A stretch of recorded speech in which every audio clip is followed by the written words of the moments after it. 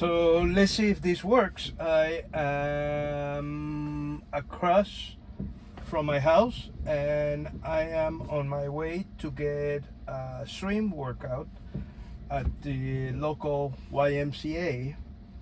So let's see if my car can get me there without me doing much. I will just be supervising the car. So in order to get my navigation going, I can press this button on the wheel and tell the car where I want to go. Navigate to the YMCA. There's several options, so I have to select the one that I want to go to, and it's the first one. The drive is going to be 1.8 miles. So the car is now calculating the route, and in order to begin the self-driving session, I just activate this little lever right here, which is the gear shifter. And there we go. So what I have to be doing now is, that's another Tesla, I have to supervise the car, make sure that it doesn't do anything stupid. I have to be paying attention to the road the entire time. There's a camera right here, and every now and then the car asks me to apply a little pressure to the steering wheel just to make sure that I am paying attention. So there we go. Just taking this first right. This intersection is really hard.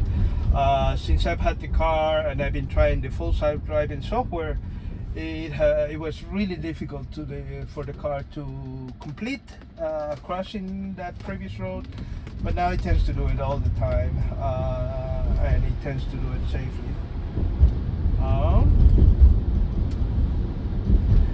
There's a little warning right here. It says full self-driving might be degraded. The system is detecting that it's raining, so it's asking me to be particularly careful because of the rain, right? But in my experience, the car tends to do really well. Look, the car is negotiating with that lady. I don't know who was supposed to be first, but it made sure that we didn't crash. So now it's saying apply a slight turning force to the steering wheel to make sure that the car knows that I'm paying attention. So I just do a little bit of a shake and that's it. The car has, I think, 8 cameras. It has 3 cameras in the front, 4 on the sides, and 1 in the back. So it has a 360 view of the surroundings. And increasingly, I'm noticing that the car can anticipate or predict movements of people on cars and pedestrians and motorcycles and bicycles a little bit better than I can. It's self-driving is getting so good. It's not perfect, but it's getting so good that I think in the future, I will say in about 6 months, 2 or 3 software updates from now, the car is going to be driving safer than any human. As of right now, I think it drives safer than a beginner driver, like a teenager. All right. So the car has a visualization. It shows you everything the car sees. This rainbow path is telling you the route that the car is going to take. And as you can see, when we approach the traffic light ahead, the car is deciding which lane is the appropriate one to take, and notice how the path shortens now that there's an obstacle in front of us. And now that the car is not moving, the path tentacle, we can call it, is gone, and it will open back up once the car starts moving. As you can see, the cameras of the car can see the traffic lights, and you can see that it's indicating red, so it's not moving. The car is able to read the markings on the road, so there's this arrow for the right turn lane. and now the car has seen that the light is green, is going to proceed with our route. It's asking me to pay attention, and I do that. The different ways of setting the visualization, I can make it bigger. Unfortunately, I like this view, but unfortunately I cannot see the map. So the map is gone with this form, but I can see the ways in which the car is monitoring and paying attention to all my surroundings, making sure that it's taking the fastest and safest route to my destination. I got my first Tesla in 2018, and since I purchased the car, I purchased the option of the full self-driving software. But it's only up until now, many years later since I bought the software, that the car is actually doing complete drives by itself. So now the car has selected a left turning lane. Oh, 2 more Teslas. They're all over the place. Teslas are really, really affordable now. When I got my cars, they were not as affordable. But now you can get this car, Model Y, for less than $40,000. And if you want the full self-driving option, you can pay a monthly fee, or you can buy the system outright. I bought it in my car, so I don't have to pay the subscription model. But that's good. It is a really interesting technology. It's really exciting. I find the full self-driving software to be almost. I don't think I will buy any other car that doesn't have this feature anymore. I love the car in general. Teslas are very good cars and very convenient to have an electric vehicle that you can charge at home. You don't have to go to the gas station. But I really, really like the full self-driving software. When I drive around town, I have to pay attention, but I'm not longer doing the work of driving. I'm supervising, right? So the car is working for me. I'm the supervisor. I'm just making sure it doesn't mess up. In the future, I'll be able to not pay attention, right? As the software improves and gets better and better and better, eventually I will be allowed to do other things. I'll be able to read or open my phone and things like that. So it's really, it's a really exciting future, in my view.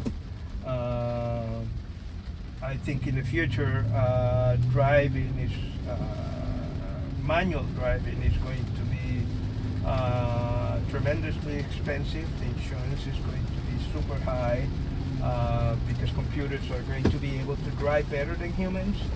So manual driving will be a thing of the past. Just like now people race and breed and ride horses, the same thing. Cars that are manual are going to be for hobbies, for people who like to drive and enjoy driving. But I think eventually cars will be so safe and so smart and way better drivers than humans that it's going to be really expensive to be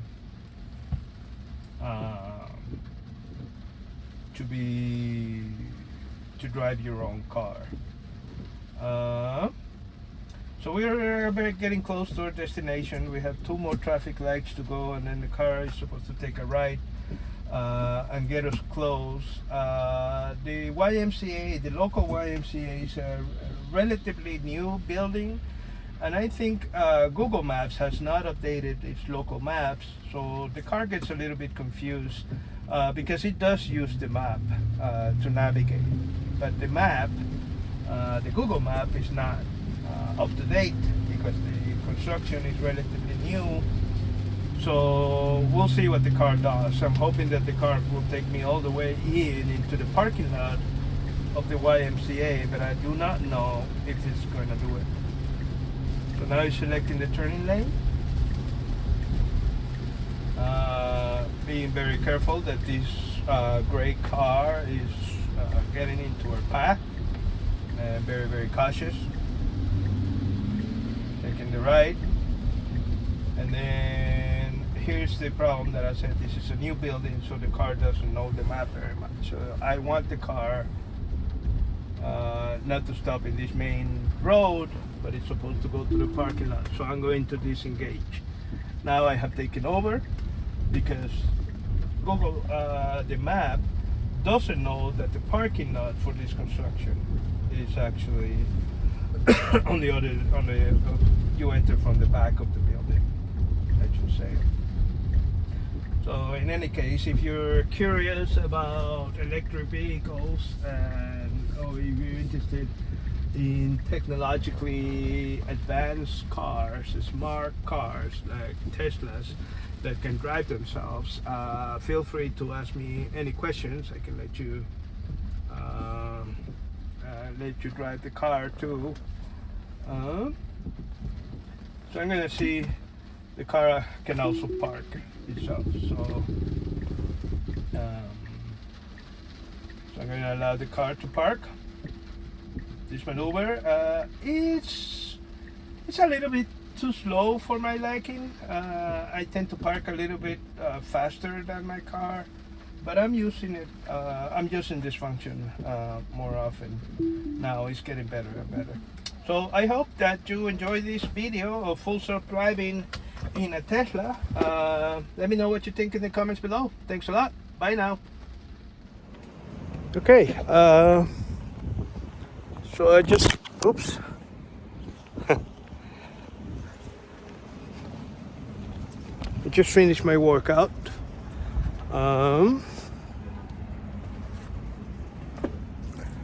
So I'm gonna see if I can get the car to take me home without doing anything. So here's the car.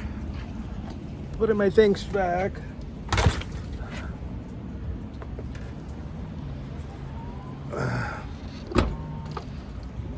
So there's the car. Let's see if I can get it to take me home. I'll be right back. Okay, so let's see if my car can take me home without me doing absolutely anything. As I mentioned earlier, this parking lot is not yet mapped. So actually, when deciding what route to take home, the car has to just figure out like an idiot how to leave the parking lot. So let's see if he can do it. Drive me home.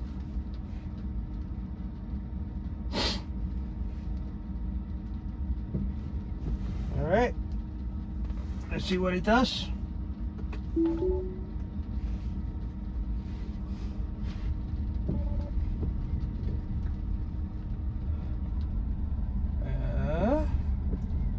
So again, the map, this parking lot is not yet mapped. So the car is driving around and it's gonna try to figure out how to leave the parking lot. Let's see if it can do it. It is driving like an idiot. Let's see if it can go out. Nope. It's going back.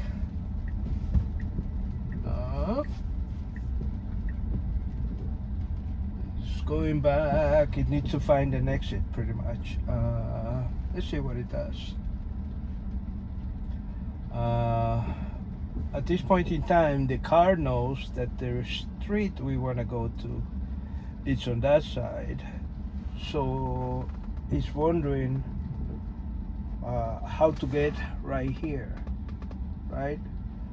Because the route starts on the road on that side and we are right here. So let's see. The car is trying to figure out. Let's see if he can get it out.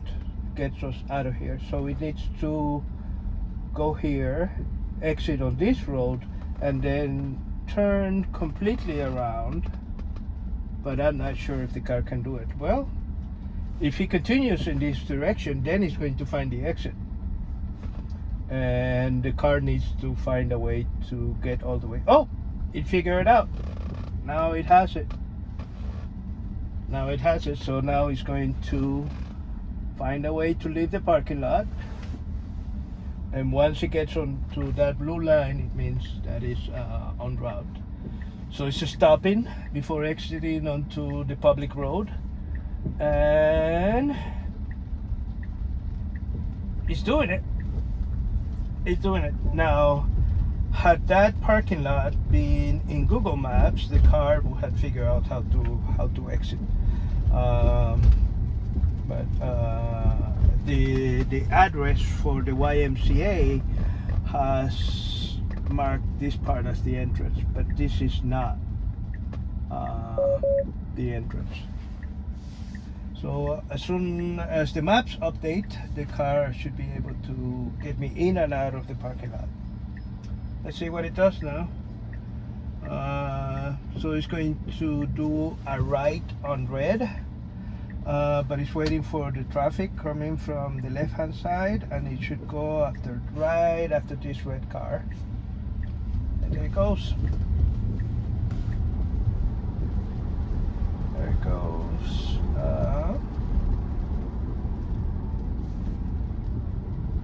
So the drive home is really easy. There are not many turns. There are 1, 2, 3 turns to get home. So it's mostly straight roads. Let's see. It seems like the car is able to take me home.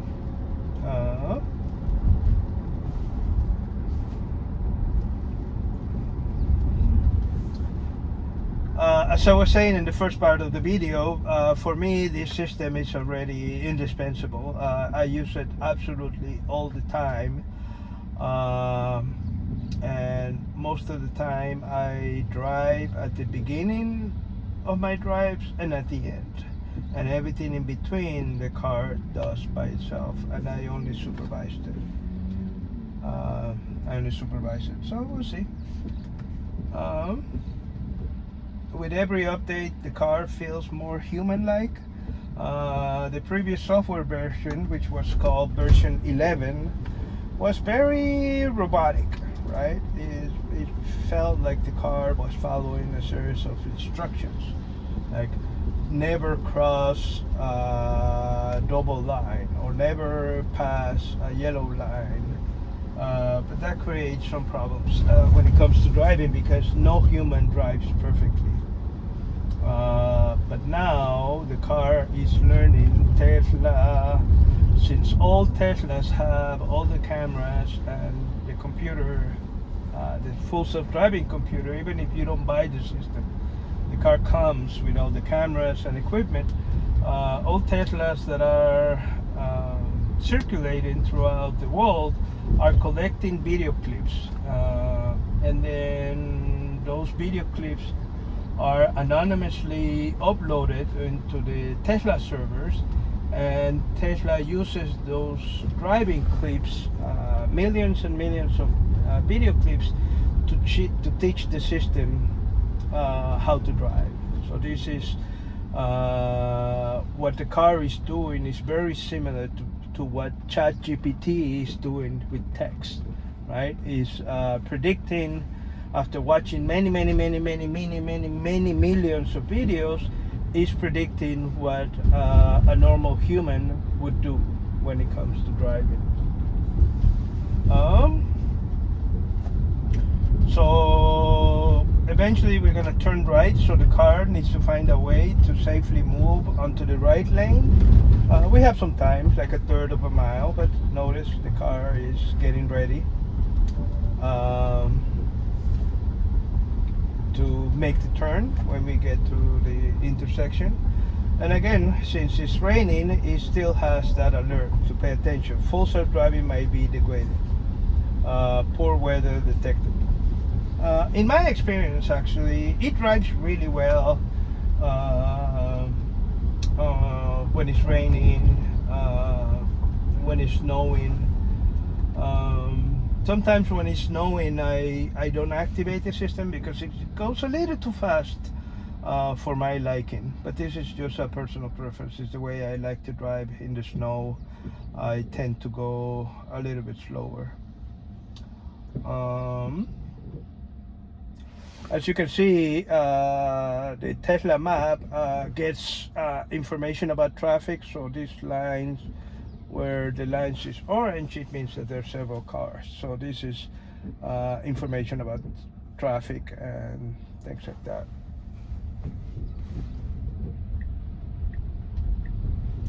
So now we're gonna turn right.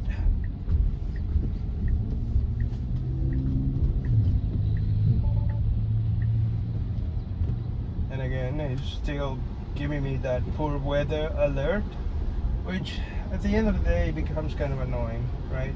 It's beeping me. I know it's raining, I can see it, but you know, this is like having my personal chauffeur who drives me around, and these are some of the idiosyncrasies of my driver. So what can I do?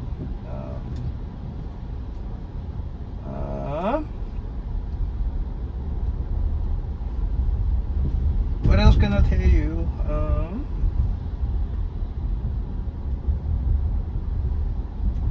Sometimes I go on road trips. My son goes to college in Minnesota, so sometimes I take him to school or go get him after his semester is over. I go pick him up, and I find the full self-driving system to be a blessing when it comes to road trips. Right? You get to your destinations well rested. You're not stressed because the system is doing all the driving for you, and your only responsibility is to supervise the system, right? So after being, I don't know, 7-8 hours in the car driving to Minnesota, I arrive well rested, really relaxed. So it's really nice. For me, as I said, this self-driving system is becoming indispensable. I would probably not buy any other car that doesn't have this system. So we're 1 block away from my house. So right now the car will not get me into my driveway or into my garage. So I have to, once we get to my house, I will have to complete the maneuver myself. So that's my house. You can't see it on the camera, but the car pretty much drove me back and drove me to and back to the YMCA, which is pretty cool. All right, I hope you liked the video. Thanks for watching. See you next time.